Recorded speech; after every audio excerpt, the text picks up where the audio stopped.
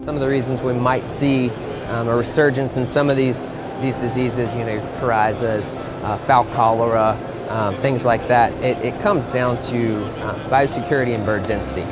And having a good rodent control program will help solve a lot of issues. Understanding worker flow, bird-to-bird contact, what's on your feet when you're walking in.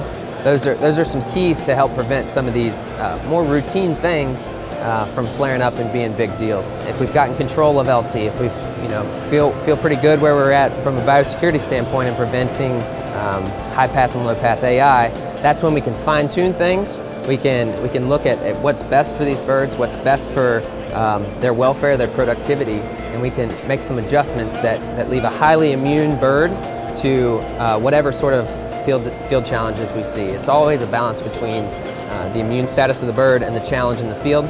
If we can make those birds more immune, we can withstand maybe a little bit greater challenge. Part of monitoring for these diseases is seeing the birds, having a slow walk through these houses, these barns, talking with people when things seem a little bit off, when water consumption drops suddenly, when some sort of variable seems out and you don't know. There's probably somebody in this industry that has seen this before. And I think particularly with these diseases like cholera and Coryza and bronchitis, these things that continue to cycle back through, there's a wealth of knowledge if you take the effort to go out and actually try to see what the bird is telling you. We need to get into the mindset where we are listening to what the birds have to say instead of making assumptions on what's truly going on.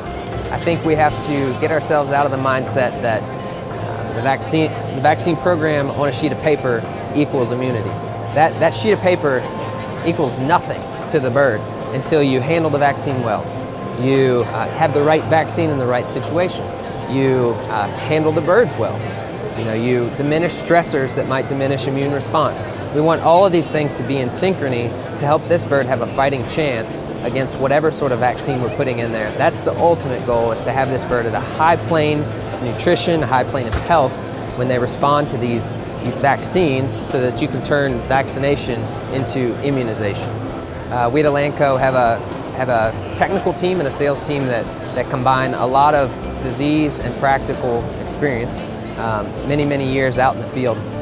And we can oftentimes be the eyes and ears for folks to understand how to handle vaccine right, how to get it in the bird well, to monitor serology. We have teams that can come together with our cumulative knowledge and help make sure that these birds are getting the appropriate vaccines at the right time for the right situation, that they will have the best chance to avoid some of these bigger breaks or outbreaks, whatever you would call it, further down the line.